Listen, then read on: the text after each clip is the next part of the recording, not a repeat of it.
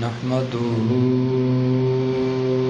ونصلي ونسلم على رسوله الكريم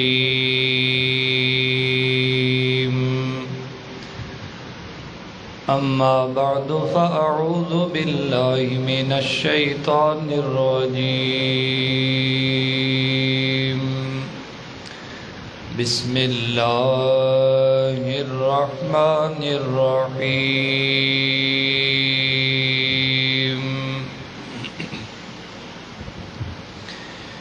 يا أيها الذين آمنوا كتب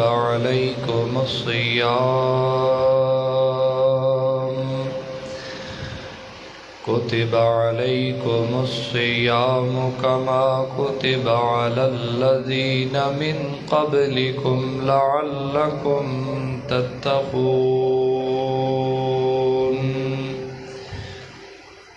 آمنت بالله صدق الله مولانا العظيم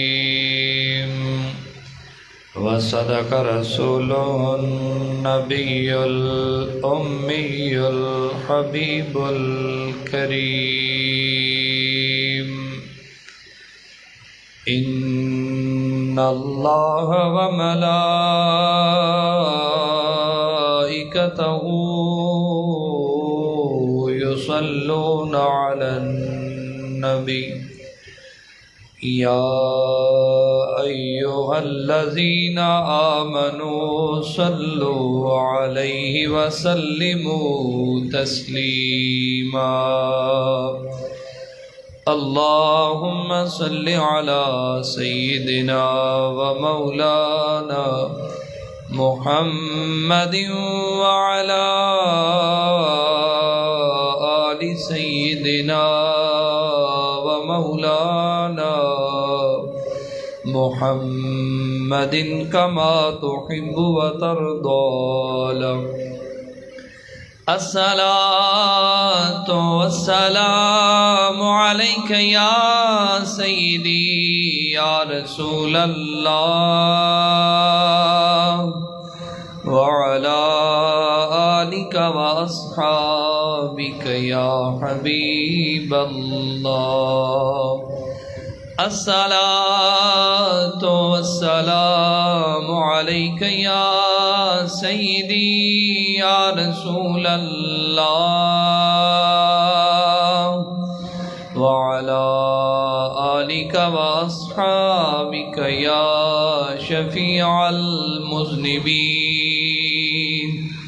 الصلاة والسلام عليك يا سيدي يا رسول الله وعلى آلك وأصحابك يا خاتم النبيين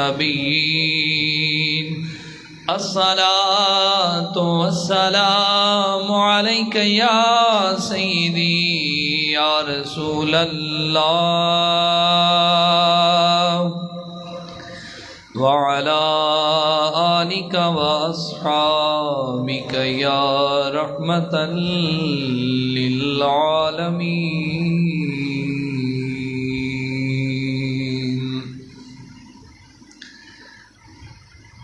کیا خبر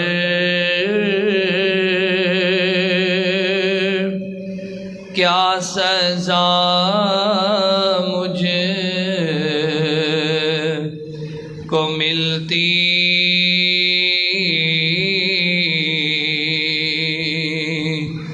میرے آقا نے عزت بچا لی کیا خبر کیا سزا مجھے کو ملتی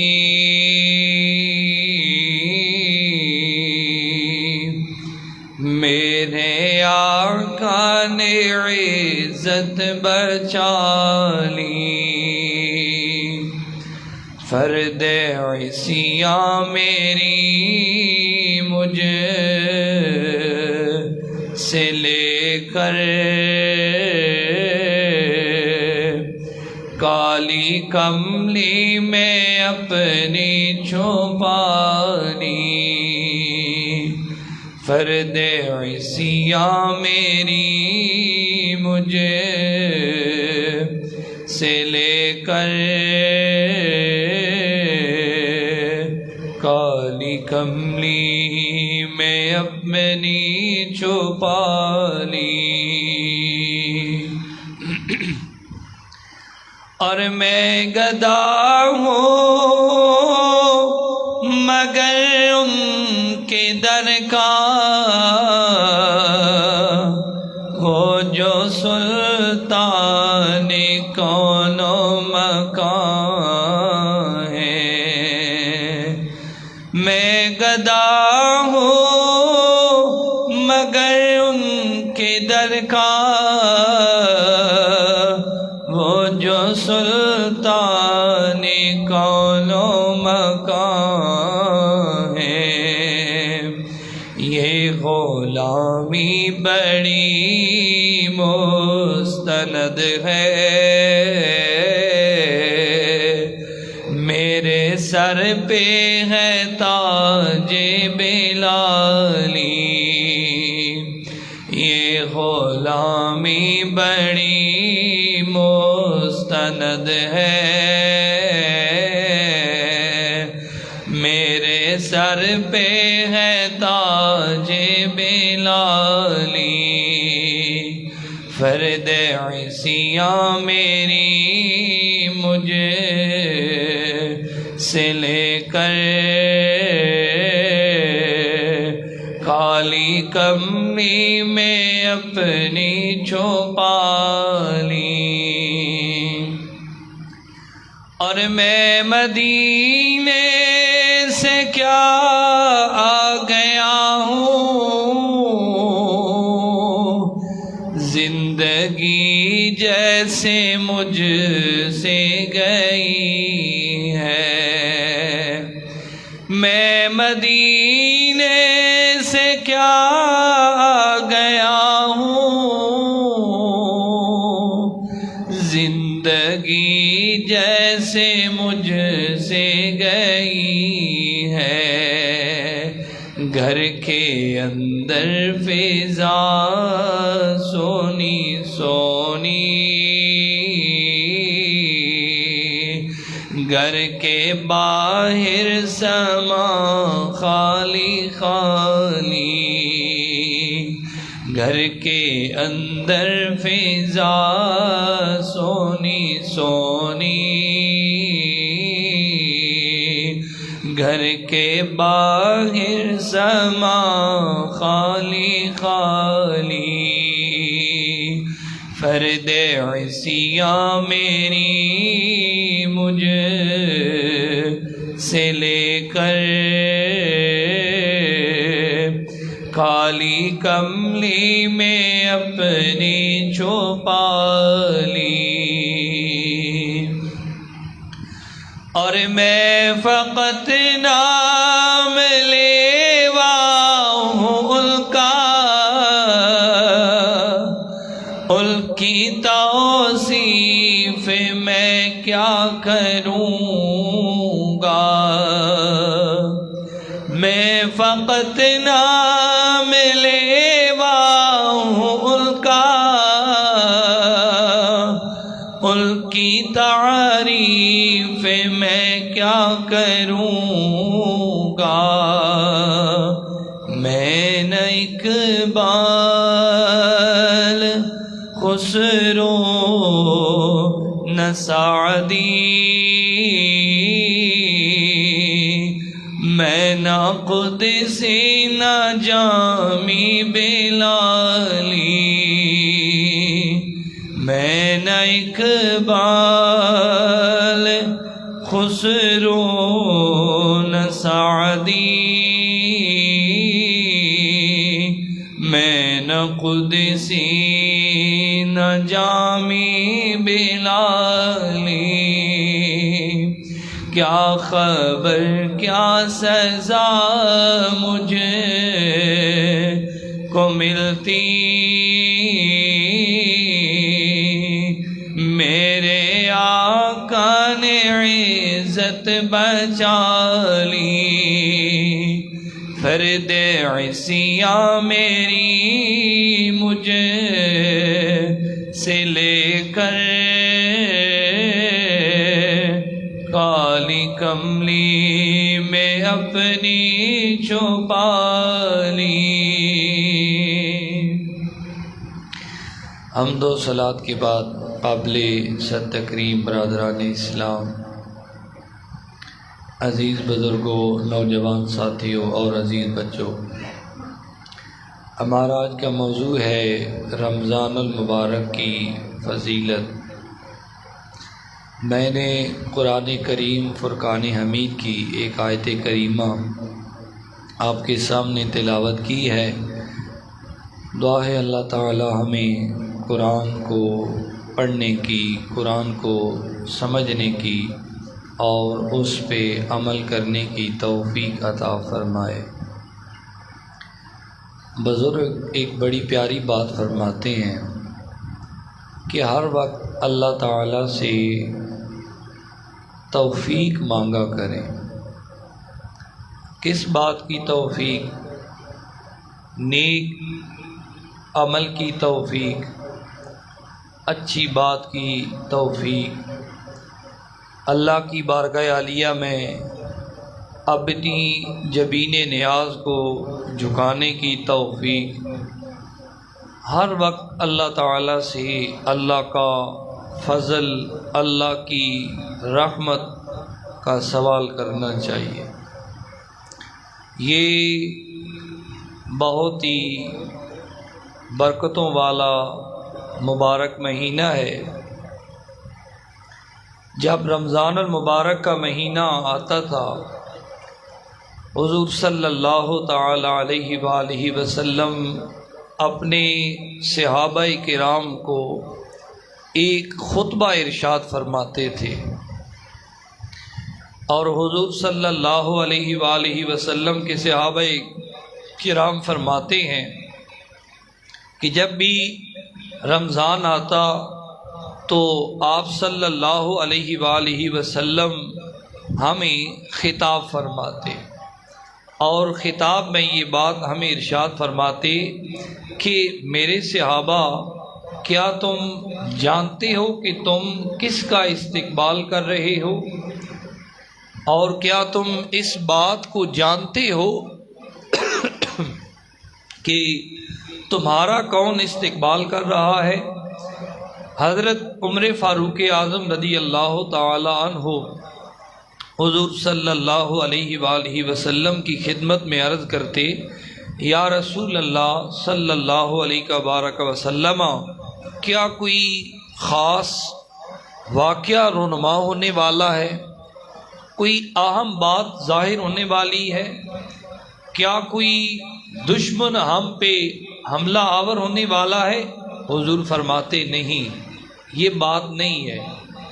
فرمایا کہ تمہارے اوپر ایک ایسا برکتوں والا مہینہ آنے والا ہے جس مہینے میں اللہ تعالیٰ نے میری امت کو ایک ایسی رات عطا فرمائی ہے جو 1000 مہینوں سے بہتر ہے۔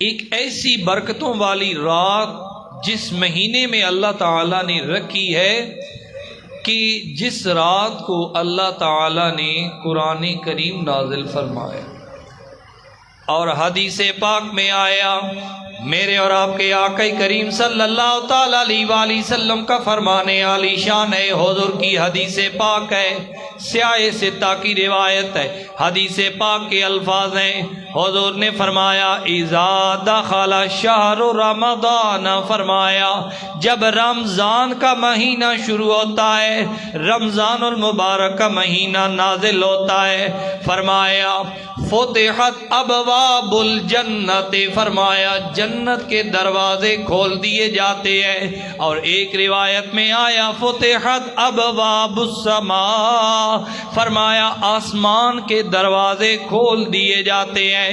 پھر حضور صلی اللہ تعالی علیہ وآلہ وسلم نے ارشاد فرمایا وَغُلِّقَتْ أَبْوَابُ جَهَنَّمَ، فرمایا جہنم کے دروازے بند کر دیے جاتے ہیں۔ پھر فرمایا وَسُلْسِلَتِ الشَّيَاطِينَ، فرمایا شیاطین کو زنجیروں میں جکڑ دیا جاتا ہے۔ کیا فرمایا؟ فرمایا جب رمضان کا مہینہ آتا ہے اللہ اپنے بندوں کے لیے جنت کے سارے دروازے کھول دیتا ہے۔ پھر فرمایا جہنم کے دروازے بند کر دیے جاتے ہیں۔ پھر فرمایا وَسُلْسِلَتِ الشَّيَاطِينَ، فرمایا شیاطین کو زنجیروں کے اندر جکڑ دیا جاتا ہے۔ یعنی میرا بندہ بالکل پورے اخلاص اور للہیت کے ساتھ میری بارگاہ عالیہ میں حاضر ہو کے عبادت بجا لائے، میری بارگاہ عالیہ میں حاضر ہو کر اپنی جبین نیاز کو جگائے، اور دیکھیں کتنی روزے کی فضیلت ہے۔ ایک روایت میں آیا میرے اور آپ کے آقا کریم صلی اللہ تعالی علیہ وآلہ وسلم کا فرمان عالی شان ہے، حضور نے فرمایا الصوم لی وانا اجزا بھی، فرمایا روزہ میرے لیے ہے۔ کیا فرمایا؟ فرمایا روزہ میرے لیے ہے، اور کل قیامت میں اپنے بندوں کو، روزہ داروں کو، روزہ رکھنے والوں کو خدا اپنی بارگاہ عالیہ سے اجر عطا کروں گا۔ ایک حدیث پاک میں آیا جب رمضان کا مہینہ آتا ہے ایک نیکی کا اجر، ایک نیکی کا جو ثواب ہوتا ہے وہ بڑھا کے 700 گنا تک بڑھا دیا جاتا ہے، لیکن روزہ وہ واحد عبادت ہے، وہ واحد عمل ہے جس کے بارے میں میرے تیرے کریم آقا صلی اللہ علیہ وآلہ وسلم نے فرمایا میرے غلامو سن لو، اگر نماز پڑھو گے 700 گنا زیادہ اجر دوں گا، 700 گنا زیادہ نیکیاں دوں گا۔ رمضان میں صدقہ دو گے، خیرات دو گے، زکوٰۃ دو گے، کوئی بھی اچھا عمل کرو گے، کوئی بھی اچھی بات کرو گے، فرمایا اس نیکی کا اجر، اس نیکی کا جو ثواب ہے وہ ایک سے بڑھا کے 700 گنا تک دیا جائے گا۔ فرمایا ایک واحد عمل روزہ ہے جس کا اجر 700 گنا نہیں بلکہ بے حد و بے حساب دیا جائے گا۔ کیا فرمایا؟ ایک واحد عمل وہ ہے، واحد نیکی وہ ہے جس کا نام روزہ ہے۔ فرمایا اس کا اجر میں خود اپنے بندوں کو کل قیامت میں عطا فرماؤں۔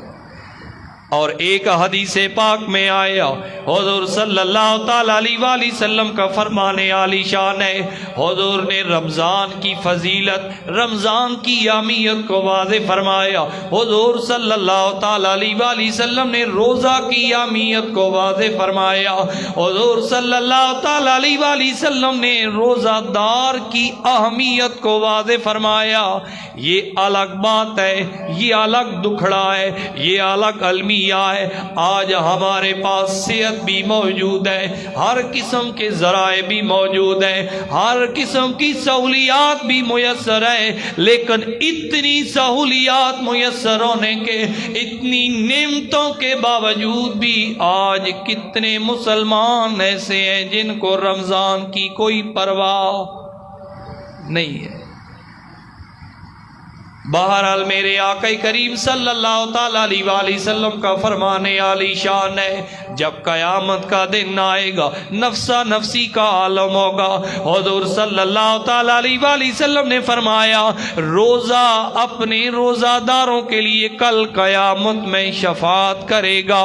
روزہ اللہ کی بارگاہ عالیہ میں عرض کرے گا یا اللہ یہ وہ روزہ دار ہے جس نے صبح سے لے کر شام تک تک میرے لیے کھانا پینا روکے رکھا، میرے لیے اپنی نفسانی خواہشات کو کنٹرول کیے رکھا۔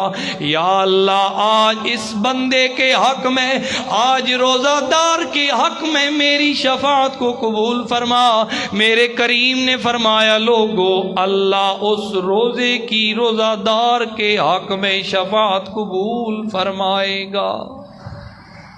پھر حدیث پاک میں آیا، حضور صلی اللہ تعالی علیہ وآلہ وسلم نے فرمایا آج جو قرآن کریم کی تلاوت آپ کرتے ہیں، جو قرآن کریم کی تلاوت آپ سنتے ہیں، رمضان المبارک میں جو آپ نماز تراویح کا اہتمام کرتے ہیں، ایک روایت میں آیا حضور صلی اللہ تعالی علیہ وآلہ وسلم نے فرمایا من قام رمضان ایمانا و احتسابا غفر له ما تقدم من ذنبه او کما قال علیہ الصلوۃ والسلام۔ حضور کی حدیث سے پاک ہے، حضور کا ارشاد پاک ہے، حضور نے فرمایا جس نے ایمان کی حالت میں اور ثواب کی نیت سے رمضان المبارک کی راتوں میں تراویح میں قیام کیا، اللہ کی بارگاہ عالیہ میں کھڑا رہا، اور کھڑا کس لیے رہا؟ میرا رب راضی ہو جائے، میرا محبوب راضی ہو جائے، میرا رب مجھ سے راضی ہو جائے، یہی اس کی نیت ہے۔ اللہ فرماتا ہے ایسے بندوں کے لیے میرا انعام یہ فرمایا غفر لہ ما تقدم من ذنبی، فرمایا اس رمضان میں قیام کرنے سے پہلے زندگی میں جتنے بھی اس نے گناہ کیے ہیں سارے گناہوں کو میں رب معاف کر دوں گا۔ کتنی بڑی بات ہے، فرمایا غفر لہ ما تقدم من ذنبہ، جتنے بھی اس نے گناہ کیے ہیں ان کے اوپر کل میں معاف پھیر دوں گا۔ لیکن یہاں پہ ایک بڑی اہم بات، ایک ہوتا ہے گناہ کبیرہ اور ایک ہوتا ہے گناہ صغیرہ۔ کبیرہ کا معنی ہوتا ہے بڑے گناہ اور صغیرہ کا معنی ہوتا ہے چھوٹے گناہ۔ جو گناہ کبیرہ ہوتے ہیں ان کے بارے میں علماء کی یہ رائے ہے، علماء فرماتے ہیں جب تک توبہ نہ کی جائے وہ گناہ معاف نہیں ہوتے، وہ گناہ معاف نہیں ہوتے۔ جس طرح کے والدین کی نافرمانی کرنا یہ گناہ کبیرہ میں سے ہے، نماز نہ پڑھنا یہ گناہ کبیرہ میں سے۔ تو فرمایا گناہ کبیرہ وہ گناہ ہوتے ہیں جب تک اللہ کی بارگاہ عالیہ سے معافی نہ مانگی جائے اس وقت تک یہ گناہ معاف نہیں ہوتے۔ اور ایک ہوتے ہیں گناہ صغیرہ یعنی چھوٹے گناہ۔ تو گناہ صغیرہ وہ گناہ ہوتے ہیں کوئی بھی آپ نیک کام کریں گے، نیک عمل کریں گے، اس نیک عمل کی وجہ سے وہ آپ کے گناہ ختم ہو جائیں گے، مٹ جائیں گے وہ گناہ۔ بلکہ ایک روایت میں آتا ہے حضور نے فرمایا بندہ جب نیک عمل کرتا ہے، حضور نے فرمایا اس کے گناہ نیکیوں کے اندر تبدیل ہو جاتے ہیں۔ تو ان گناہوں سے مراد صغیرہ گناہ ہیں۔ تو اس لیے ہمیں چاہیے بالخصوص رمضان المبارک کے ان بابرکت اور قیمتی لمحات کے اندر کبیرہ گناہوں سے بھی ہمیں اپنے آپ کو بچانا چاہیے۔ تو فرمایا کل قیامت کا دن ہوگا، روزہ اللہ کی بارگاہ عالیہ میں روزہ دار کے حق میں سفارش کرے گا، شفاعت کرے گا، اور اللہ تعالیٰ اس کی سفارش اور شفاعت کو قبول فرمائیں گے۔ پھر حدیث میں آیا حضور صلی اللہ تعالی علیہ وآلہ وسلم نے فرمایا کہ قرآن اپنے پڑھنے والوں کو، اپنے سننے والوں کو کل قیامت میں اللہ کی بارگاہ عالیہ میں شفاعت فرمائے گا، سفارش فرمائے گا کہ یا اللہ اس نے میری وجہ سے میرے لیے، مجھے پڑھنے کے لیے، میری تلاوت کرنے کے لیے، مجھے سننے کے لیے اس نے اپنے نرم بستر کو چھوڑا اور مسجد میں آ کے قیام کیا، یا اللہ اس آدمی کے حق میں میری سفارش، میری شفاعت کو قبول فرما۔ تو حدیث پاک میں آتا ہے اللہ قرآن کی سفارش کو، قرآن کی شفاعت کو اس کے حق میں قبول فرمائے گا۔ تو اس لیے بہت بڑی سعادت مندی ہے، بڑی خوش قسمتی کی بات ہے آج جو لوگ قرآن پڑھتے ہیں، جو قرآن سنتے ہیں۔ یقین جانیے میرے آقا کریم صلی اللہ تعالی علیہ وآلہ وسلم ویسے آپ کو قرآن سے بہت زیادہ محبت تھی، لیکن حضور کے صحابہ فرماتے ہیں ہم نے بالخصوص رمضان المبارک کے خوبصورت لمحات کے اندر اپنے آقا کریم صلی اللہ تعالی علیہ وآلہ وسلم کو قرآن پڑھتے ہوئے دیکھا ہے، حتیٰ کہ حدیث میں آیا، آپ نے دیکھا ہوگا آج کے زمانے میں اکثر حفاظ کرام آپس میں دور کرتے ہیں، ایک دوسرے کو قرآن سنایا جاتا ہے۔ یہ قرآن سننا اور سنانا میرے کریم کی سنت مبارک ہے۔ یہ کیا ہے؟ یہ حضور صلی اللہ تعالی علیہ وآلہ وسلم کی سنت مبارک ہے۔ ہمارے آقا کریم صلی اللہ تعالی علیہ وآلہ وسلم رمضان المبارک کے اندر جبریل امین کے ساتھ حضور دور فرمایا کرتے تھے۔ حضور قرآن سناتے بھی تھے، قرآن سنتے بھی تھے۔ گویا قرآن سنانا، قرآن سننا میرے تیرے کریم آقا صلی اللہ تعالی علیہ وآلہ وسلم کی سنت مبارک ہے۔ حضور کے صحابی ہے، علماء صحابہ میں سے ہے جن کا نام نامی اس میں گرامی ہے، حضرت عبداللہ ابن مسعود رضی اللہ تعالیٰ عنہ، بڑے پیارے صحابی ہیں، حضور کی بارگاہ عالیہ میں حاضر تھے۔ میرے آقا کریم صلی اللہ تعالیٰ علیہ وآلہ وسلم نے فرمایا اے عبداللہ ابن مسعود آج مجھے قرآن کی تلاوت سناؤ۔ حضرت عبداللہ ابن مسعود رضی اللہ تعالیٰ عنہ عرض کرنے لگے یا رسول اللہ صلی اللہ علیہ بارک وسلم آپ تو صاحب قرآن ہیں، آپ تو وہ ہیں جس کے اوپر اللہ نے قرآن نازل فرمایا ہے، میری کیا مجال میں آپ کی بارگاہ عالیہ میں قرآن کی تلاوت کروں۔ سنیے حضور نے کتنا پیارا جواب ارشاد فرمایا۔ حضور نے حضرت عبداللہ ابن مسعود رضی اللہ تعالیٰ عنہ کو فرمایا اے عبداللہ ابن مسعود میں محمد بن عبداللہ صلی اللہ تعالیٰ علیہ وآلہ وسلم اس بات کو زیادہ پسند کرتا ہوں کہ دوسروں کی زبان سے قرآن سنوں۔ کیا فرمایا؟ حضور نے فرمایا میں اس بات کو زیادہ پسند کرتا ہوں کہ کسی دوسرے آدمی کی زبان سے قرآن سنوں۔ پھر حدیث میں آیا حضرت عبداللہ ابن مسعود رضی اللہ تعالیٰ عنہ آپ نے قرآن کریم کی تلاوت شروع کر دی۔ حضرت عبداللہ ابن مسعود کہتے ہیں میرے آقا کریم صلی اللہ تعالیٰ علیہ وآلہ وسلم قرآن کی تلاوت میں محو ہو گئے۔ حضور صلی اللہ تعالیٰ علیہ وآلہ وسلم میری آواز کو سننے لگے اور حضور صلی اللہ تعالیٰ علیہ وآلہ وسلم ایک خاص کیفیت کے اندر چلے گئے۔ حضرت عبداللہ ابن مسعود کہتے ہیں جب میں نے قرآن کی اس آیت کو پڑھا اللہ نے فرمایا فَكَيْفَ إِذَا جِئْنَا مِنْ كُلِّ أُمَّةٍ بِشَهِيدٍ وَجِئْنَا بِكَ عَلَىٰ هَٰؤُلَاءِ شَهِيدًا۔ حضرت عبداللہ ابن مسعود کہتے ہیں لوگوں جب میں نے قرآن کی یہ آیت پڑھی حضور صلی اللہ تعالیٰ علیہ وآلہ وسلم مجھے کہنے لگے اے عبداللہ ابن مسعود ذرا رک جاؤ، ٹھہر جاؤ۔ حضرت عبداللہ ابن مسعود کہنے لگے میں رک گیا، میں ٹھہر گیا۔ میں نے جب حضور کے رخساروں پہ دیکھا حضور صلی اللہ تعالی علیہ وآلہ وسلم کی آنکھوں سے آنسو جاری تھے۔ تو حضور کے صحابہ کرام فرماتے ہیں آپ صلی اللہ علیہ وآلہ وسلم رمضان المبارک سے ہٹ کے بھی قرآن کی تلاوت کیا کرتے تھے، لیکن بالخصوص خاص طور پہ جب رمضان المبارک کا مہینہ آتا تھا آپ صلی اللہ علیہ وآلہ وسلم کثرت کے ساتھ آپ قرآن کی تلاوت کیا کرتے تھے۔ آج آپ میں سے کتنے لوگ ہیں جو قرآن کو پڑھنا جانتے ہیں، جو قرآن کو سمجھتے ہیں؟ خدا را یہ رمضان المبارک کا مہینہ ہے، بڑا برکتوں والا مہینہ ہے، بڑی خوش قسمتی ہے اللہ نے آپ اور مجھ جیسے گناہگاروں کو یہ رمضان کا مہینہ عطا فرمایا۔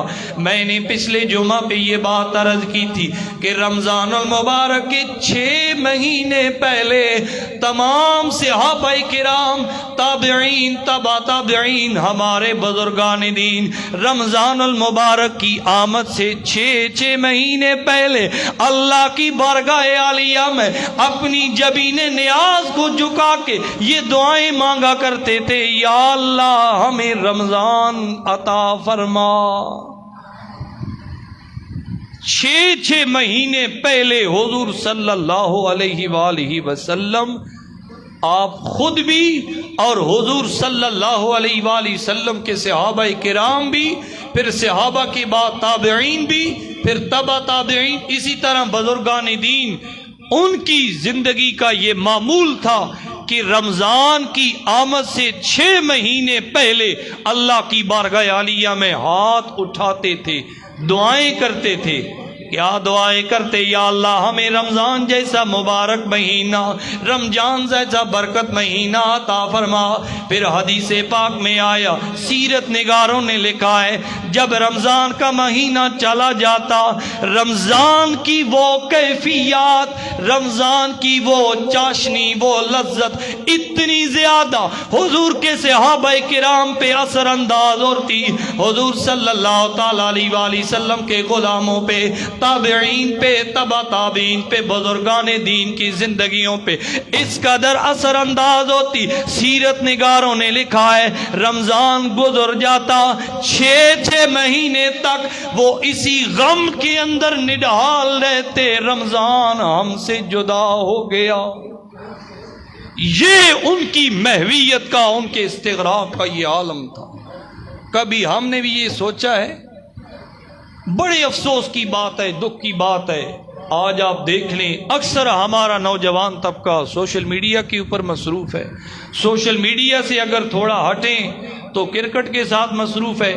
آپ تو شاید نہیں جانتے، شہروں کے اندر، بڑے بڑے جو شہر ہیں نا، بڑے بڑے شہروں کے اندر اللہ تعالیٰ معاف فرمائے، بدبختی ہے، ہم تو یہی کہہ سکتے ہیں، اور کیا کہہ سکتے ہیں۔ کتنی بڑی بدبختی ہے، رمضان جیسے مبارک مہینے میں بڑے بڑے شہروں کے اندر رات کو کرکٹ کے میچ ہوتے ہیں، ٹورنامنٹ ہو رہا ہے جی۔ میں نے کہا اس سے بڑی بدبختی اور کیا ہو سکتی ہے؟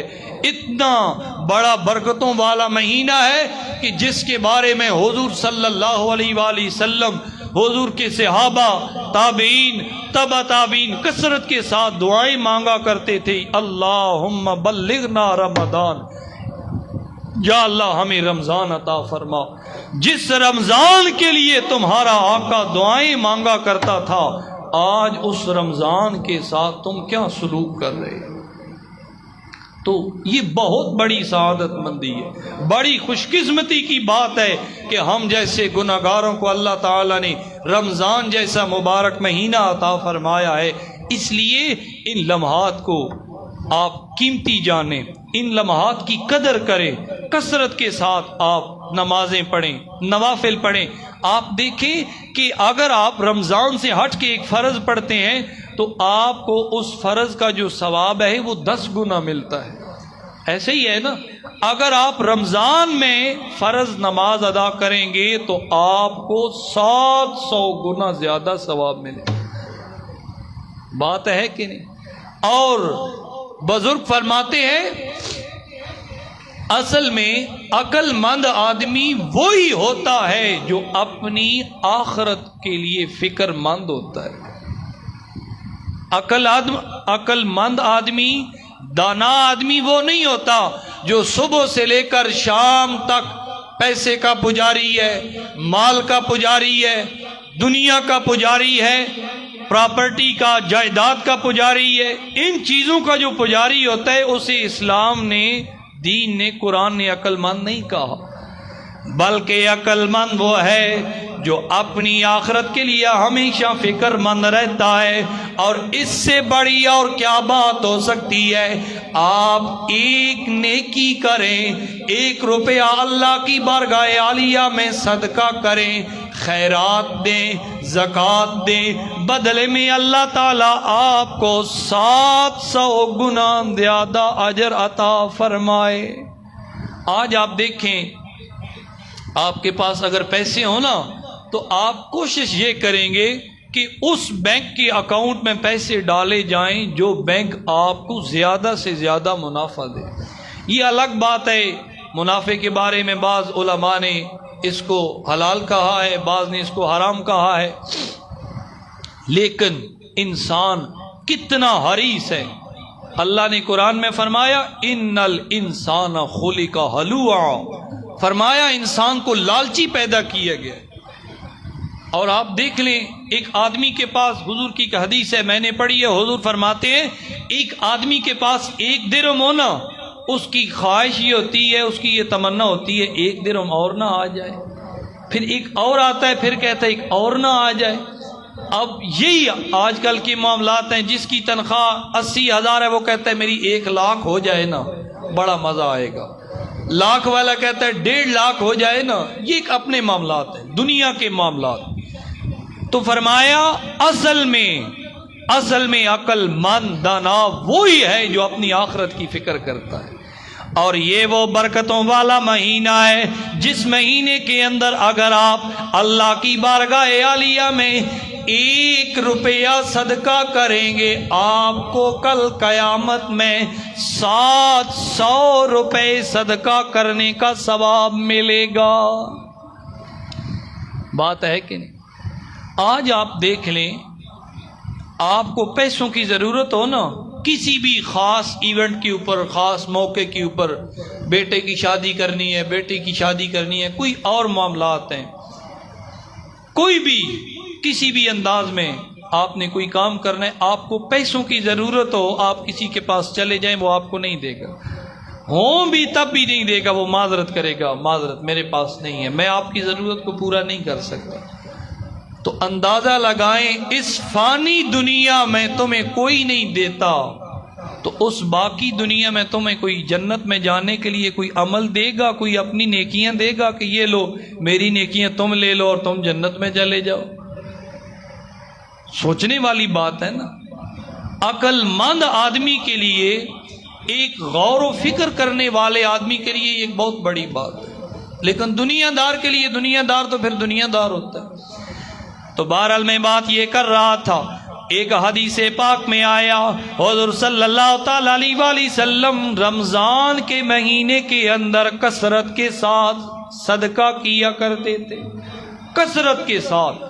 کائنات کا اگر کوئی سب سے بڑا سخی ہے تو وہ حضور صلی اللہ تعالی علیہ وآلہ وسلم کی ذات پاک، حضور سے بڑھ کے کائنات میں بڑا کوئی سخی نہیں ہے۔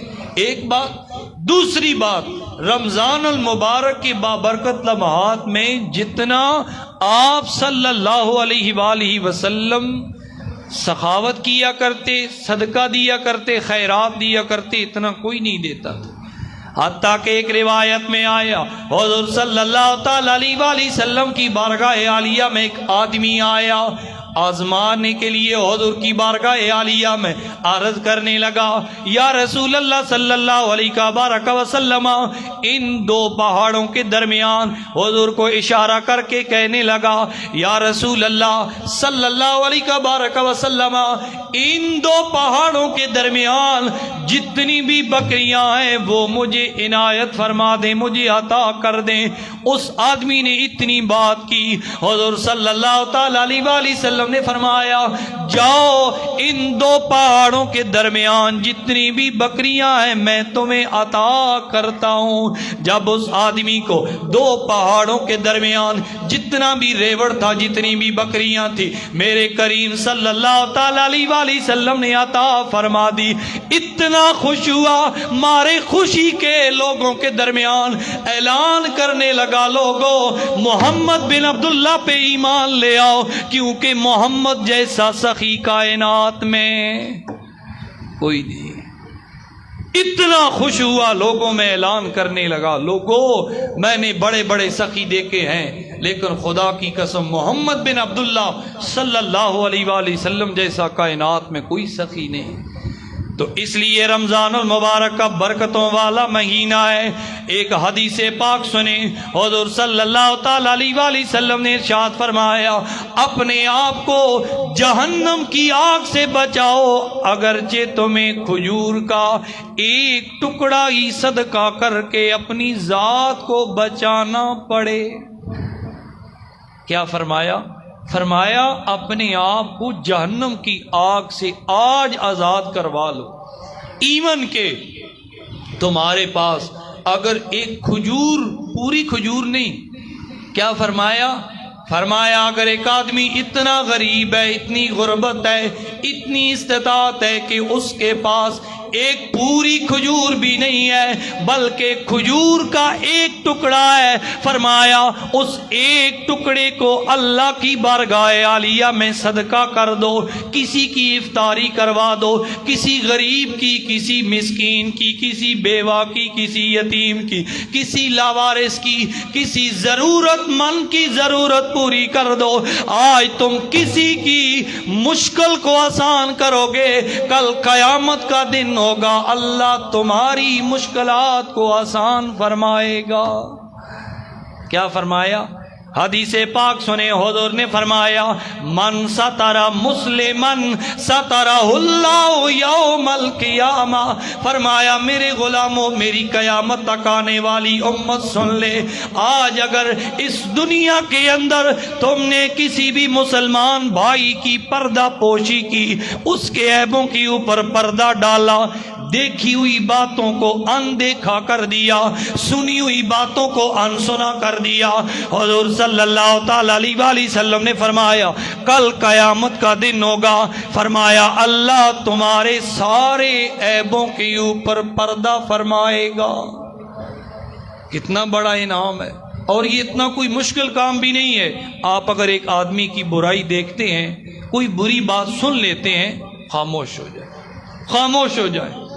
اور روزہ دار کے بارے میں تو حضور صلی اللہ علیہ وآلہ وسلم نے ارشاد فرمایا اگر ایک آدمی روزہ دار ہے نا، اس نے روزہ رکھا ہوا ہے اور کوئی آدمی اسے برا بھلا کہتا ہے، گالیاں دیتا ہے، طعن و تشنیع کرتا ہے، اس کی تضحیک کرتا ہے، اس کی تذلیل کرتا ہے، اس کو ڈیگریڈ کرتا ہے، کسی بھی حوالے سے، کسی بھی پہلو سے اس کو تکلیف دیتا ہے، اذیت دیتا ہے، اور روزہ دار کا ریئیکشن کیا ہوتا ہے؟ وہ آگے کیا کرتا ہے؟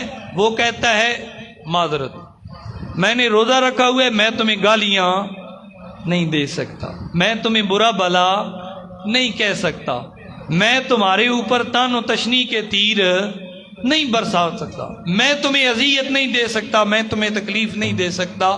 اگر میں تمہیں تکلیف دوں گا تو میرا روزہ کس کام کا؟ روزہ ہے ہی اسی بات کا۔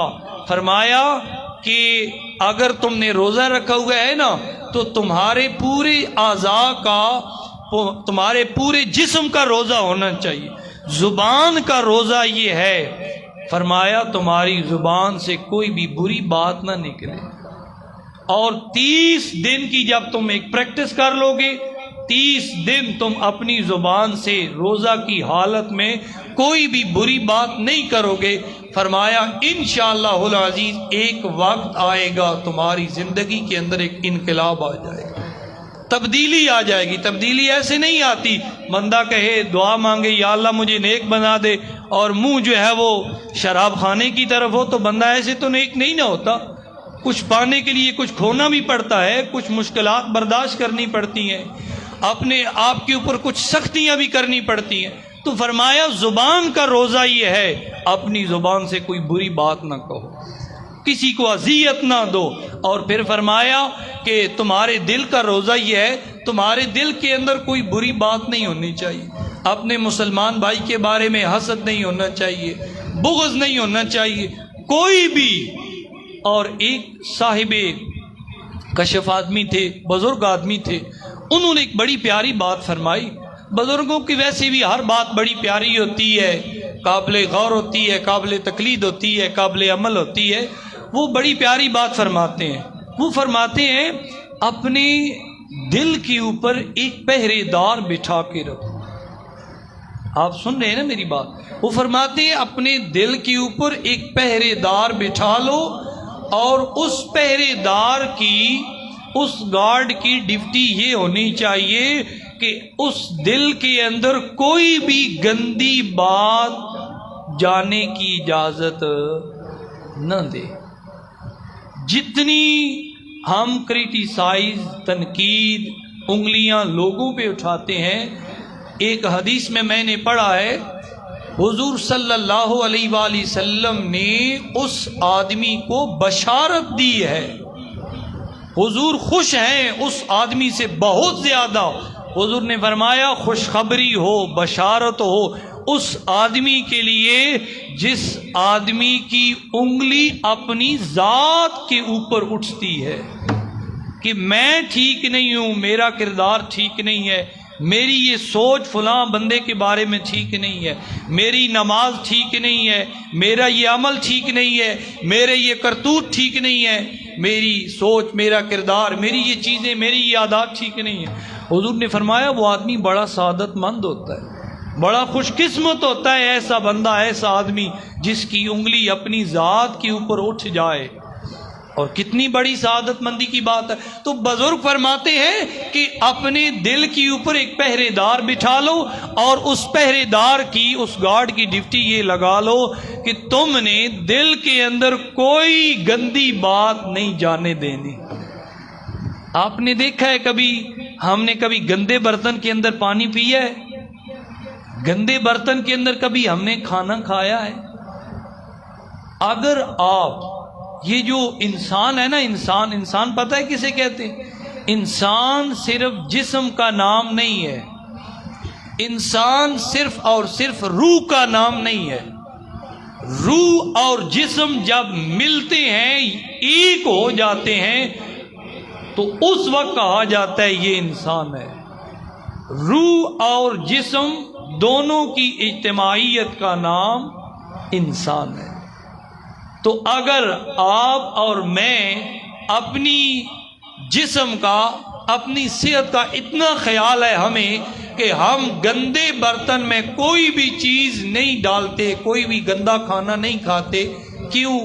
اس سے ہمارے جسم کو نقصان ہوگا، ہماری صحت کو نقصان ہوگا. تو میں نے کہا جس طرح گندی چیز کھانے سے ہمارے جسم کو نقصان ہوتا ہے، اسی طرح جب ہم گندی باتیں سوچتے ہیں، گندی سوچ ہمارے ذہن کے اندر آتی ہے، نیگیٹو چیزیں ہمارے ذہن کے اندر آتی ہیں، نیگیٹو خیالات آتے ہیں، بری سوچ ہمارے ذہن کے اندر آتی ہے، حسد آتا ہے، بغض آتا ہے، کینہ آتا ہے، ہمیں غصہ آتا ہے. تو ان چیزوں سے ہماری روحانیت کو بہت زیادہ نقصان ہوتا ہے. ہماری جو شخصیت ہوتی ہے وہ ڈاؤن ہو جاتی ہے. تو اس لیے جہاں ہمارے اوپر یہ بات لازم ہے، فرض ہے کہ ہم اپنی صحت کا خیال رکھیں تاکہ ہمارے معمولات زندگی ڈسٹرب نہ ہو. اسی طرح ہمیں اپنی روحانیت کا بھی خیال کرنا چاہیے، اپنی شخصیت کا بھی خیال کرنا چاہیے. اور اس کے لیے یہ ایک بہت بڑا نسخہ ہے، بہت بڑی بات ہے کہ آپ اپنے دل کے اندر، اپنے دماغ کے اندر اپنے خیالات کو پاک رکھیں، اپنی سوچ کو پاک رکھیں، اپنی نظروں کو پاک رکھیں، اپنے عمل کو پاک رکھیں. اور کوئی بھی ایسا عمل کرنے سے گریز کریں جس عمل سے کسی بھی مسلمان کو اذیت ہو، خواہ آپ کے ہاتھ سے اذیت ہو، آپ کے عمل سے ہو، آپ کے قول سے، آپ کی بات سے ہو. دعا ہے اللہ تعالی ہمیں اس رمضان المبارک کی برکتیں نصیب فرمائے. اللہ آپ کو، مجھے، ہم سب کو صحت کاملہ عاجزہ عطا فرمائے اور اس صحت کے ساتھ 5 وقت کی نماز با جماعت ادا کرنے کی، نماز تراویح کی نماز با جماعت ادا کرنے کی اور روزہ رکھنے کی توفیق عطا فرمائے. وما علی الا البلاغ.